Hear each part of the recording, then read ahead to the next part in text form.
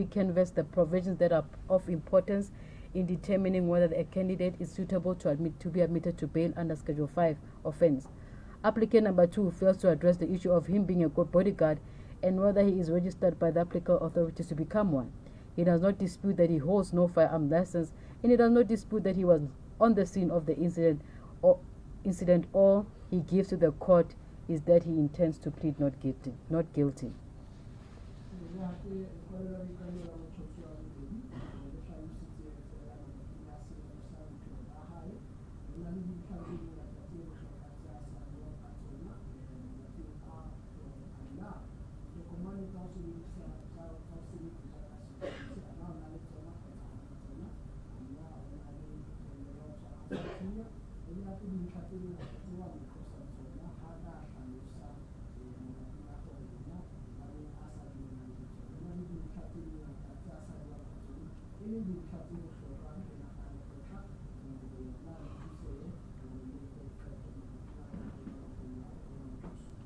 The investigating officer also submits that applicant number 2 was brandishing a firearm which was described by the witnesses as a rifle. The court cannot ignore this point.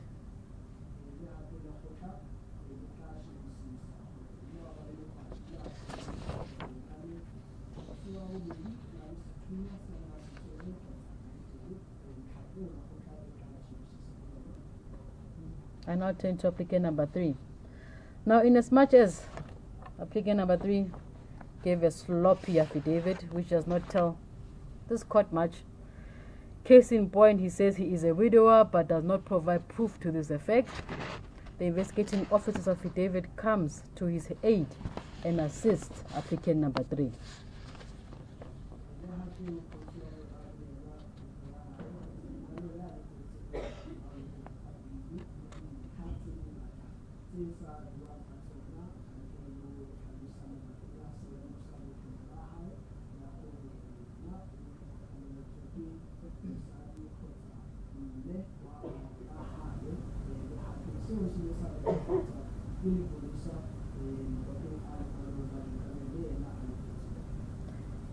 The investigating officer gives a background of why the said incident transpired. The investigating officer also does not mention much apart from him opposing bail against applicant number 3 in that his address is negative. I have concluded above that the court takes no issue with the addresses that they have been verified.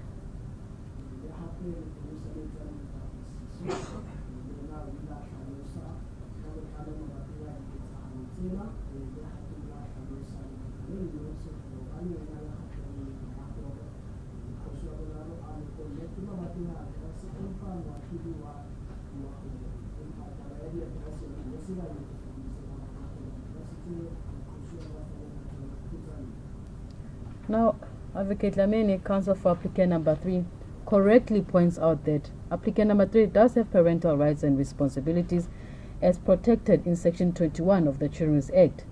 There is no court order before this court that states otherwise. The 2 minor children have only one parent, and that is applicant number 3. To deny the applicant number 3's right to take care of his minor children would be an injustice to and this court will not go down that route.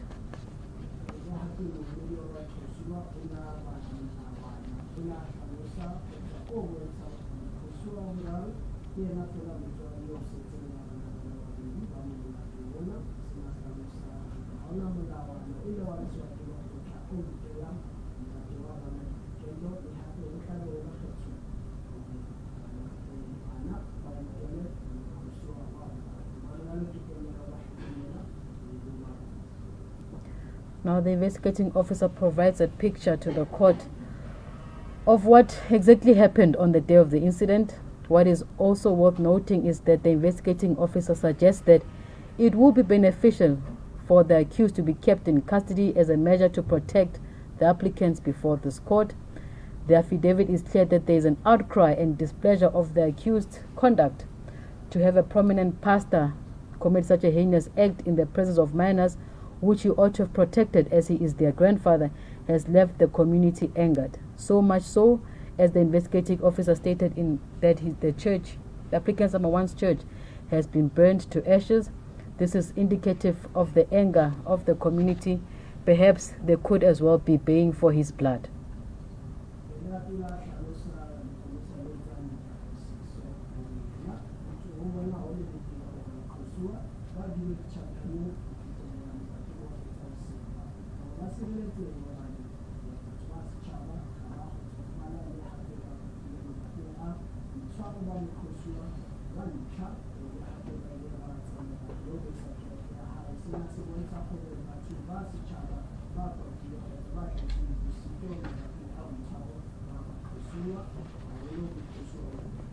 The affidavit of the investigating officer also shows that there are too many witnesses who were subjected to this ordeal, and what could also not lose sight of the fact that this incident occurred in a public school where minor children are enrolled at such school. The conduct of the applicant may as well have left the witnesses and learners traumatized.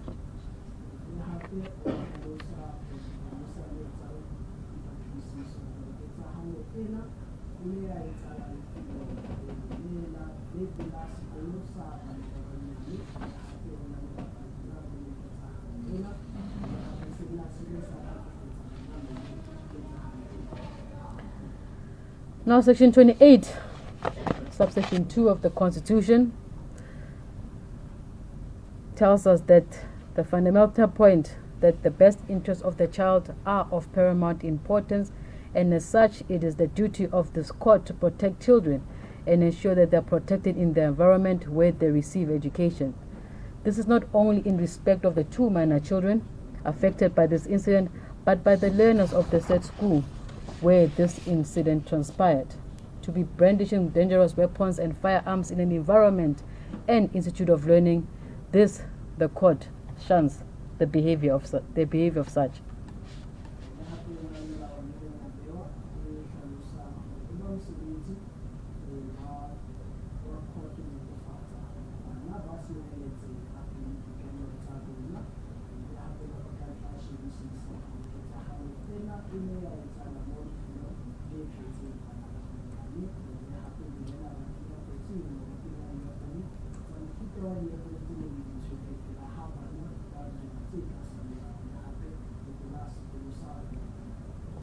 Now, in the case of S versus Shabalala, it was stated that the court must assess the appellant's future conduct in the light of existing or historical facts and circumstances. I cite this case in support of the factors listed in section 60, subsection 4A to E of the Criminal Procedure Act. This, the court then must balance the right of the accused and those affected by the incident. Did the applicant discharge the onus placed on them? Do they satisfy this court with the evidence that they have placed before this court with the affidavit that they are suitable candidates for bail?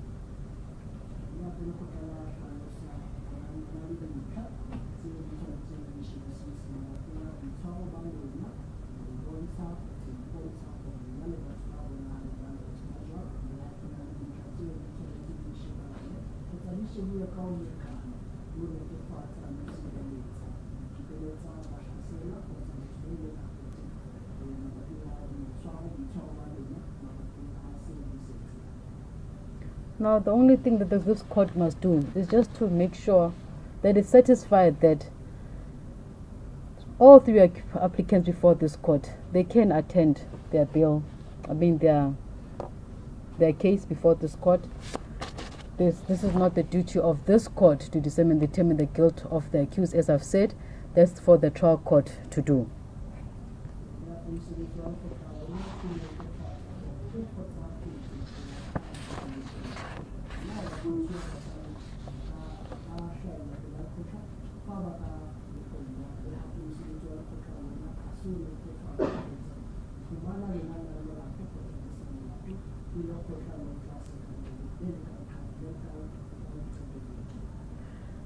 Now, it is quite unfortunate that the affidavits presented by the applicants before this court were not satisfactory, and simply they were just not giving of anything. The onus rests on them to demonstrate that they've adduced evidence that which are in the interest of justice permit their release. The court has considered all angles and dissected the affidavits, and simply there is no indication that the said onus was discharged.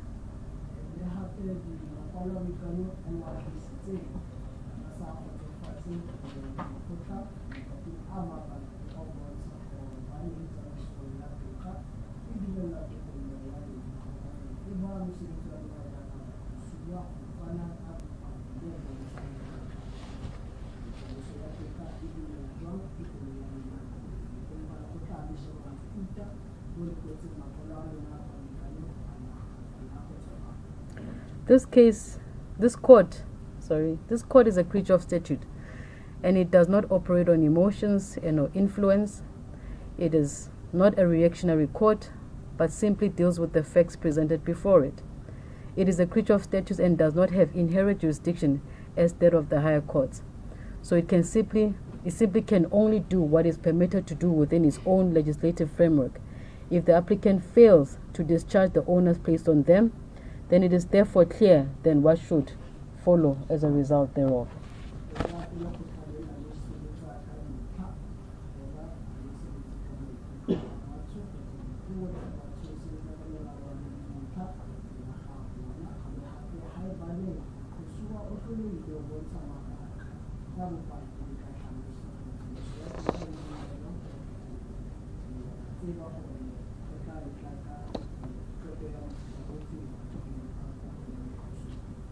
The applicants did not have an obstacle of discharging the higher burden found in Schedule 6 bail applications.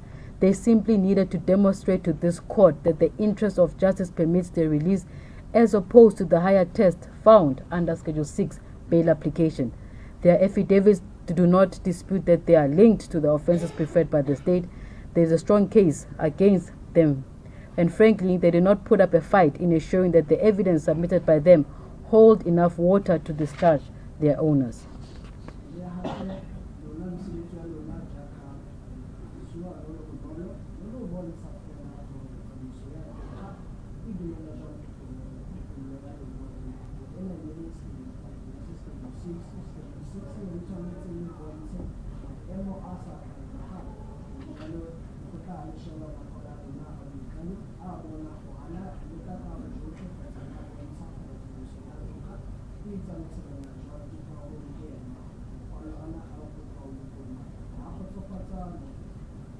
Now, I have expressed above that the investigating officer comes to the aid of applicant number 3.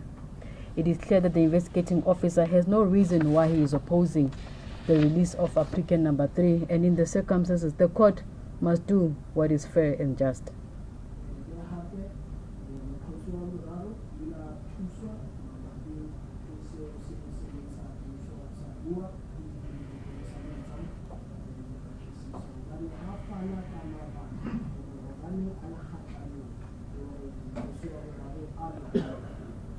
Applicant number 1, 2, and 3, please stand.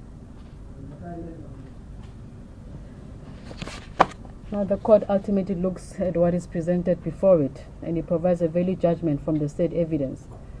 This court is persuaded that this case consists of so many probative factors which tips the scale in the respondent's favor.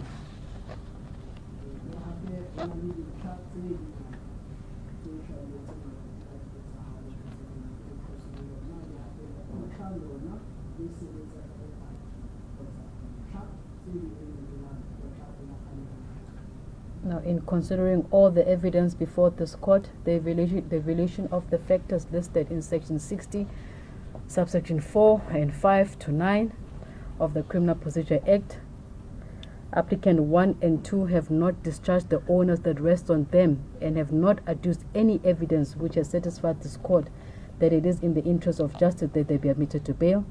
Applicant number 3, there is no basis that he should be detained until the finalization of this matter, and therefore the court shall grant his release from custody.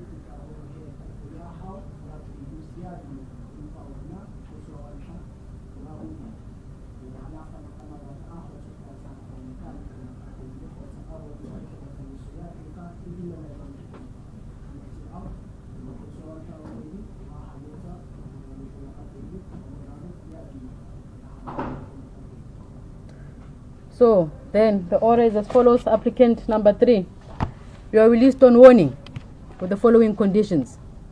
You are to have no direct or indirect contact with the witnesses of this matter, save for the maternal grandmother and aunt under the guidance and assistance of the Children's Court.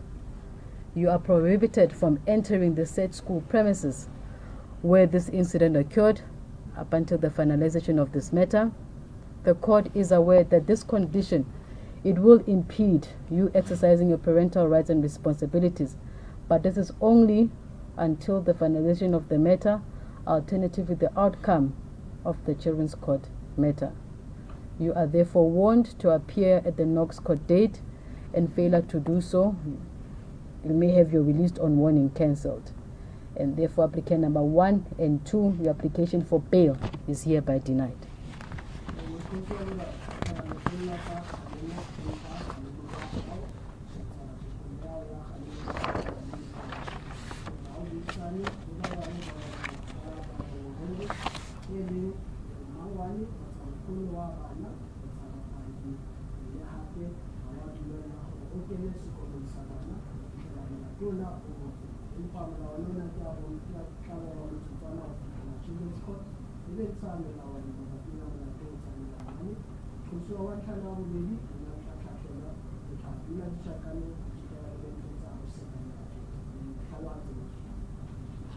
Mr. Vilakazi, date? Date?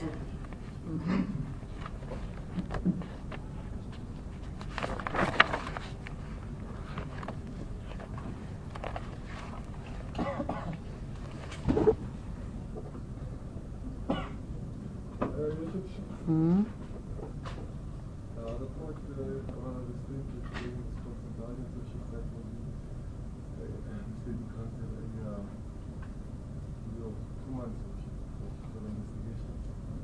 So ballistics are still in investigation. I don't know. Then the date with the defense then. It will be for investigations, correct?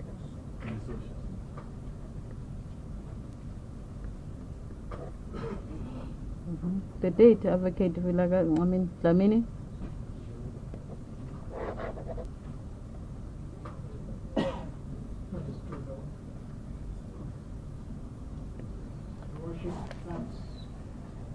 Too long.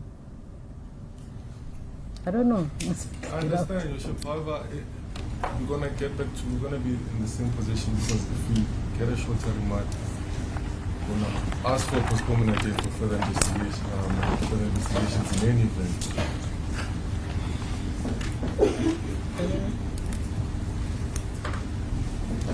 Your Worship, 2 months.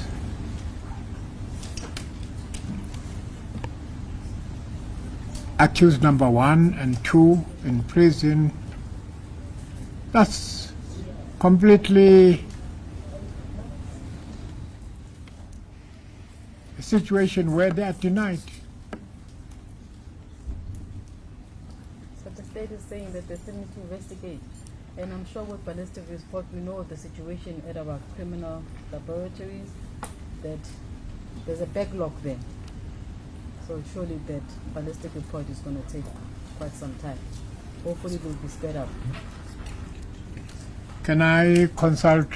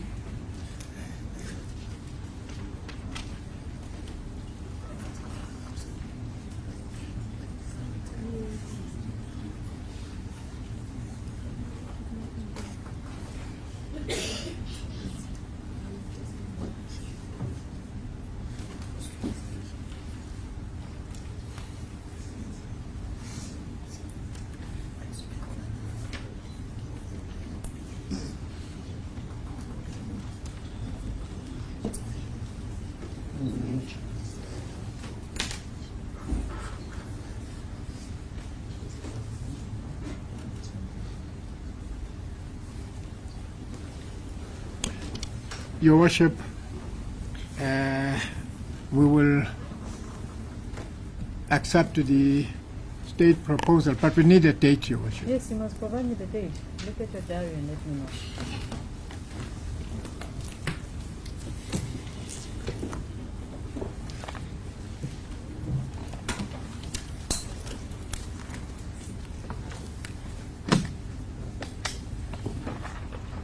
No. Is it 2 months? Date. You must give us a date. Okay. And I'll just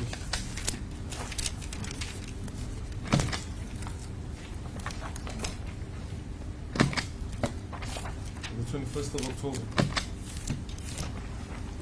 What day of the week is it? Monday.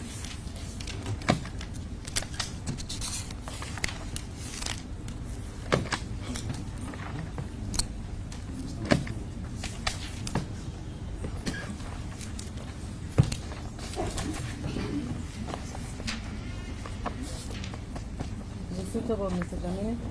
It's suitable, Your Worship. Gentlemen, will then appear in District Court number 2, that's the reception court, on the 21st day of October for investigations. Accused number 1 and 2, since your bail has been denied, you shall remain in custody. Accused number 3, you are released on warning with the condition that was set before this court. You are warned for 8:30 District Court number 2. You don't come to court, a warrant of arrest will be authorized against you. 21 October, EC2, 8:30. Bontate molato wa lona o tla bua ka di-21 tsa October ka sebele fana tla boela ko District Court 2 lebaka ke gore tse ba feleletsa dipatlisiso mosuwa wa ntlha le wa bobedi di tla dula ditšhakaneng wa boraro o lokotse ka kgalemo le teng kgalemo e tsana ka melawana le melawana le ko bana sa ga o sa latele melawana eo kgotsa ga o sa tle ka di-21 tsa October DC2 a kwa se duseng o tla tlhatlhelwa tla fetsa molato mmoho le ditšhana wa tsela. I want you to advise the gallery the court is still sitting. We have other matters, so if you're going to leave, please leave quietly. Yes, that's what I wanted to say. The court is still sitting. I've got other matters to proceed with. So if you're going to leave, please leave quietly. Tsibela bagolo kantolo sahlezi neso uzophuma sicela nje aphumele ngokuthula amanye nomsindo nana because sithina saqhubeka. Botlotsang atswe asatswa ka lerata hobane la khotla ntse le ditse. Na le mela teng eng sentse na tloisa. Bontlalo ntse le buzule.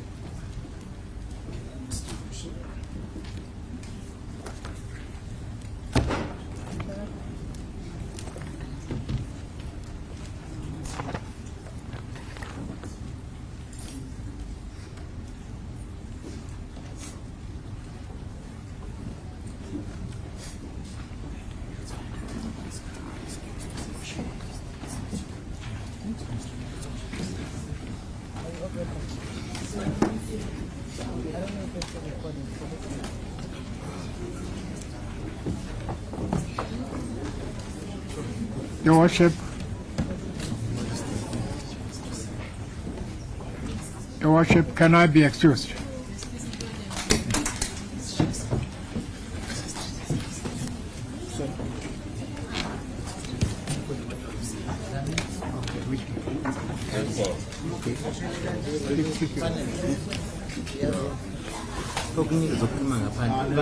Baba Dami, we need to. Oh yeah, sure.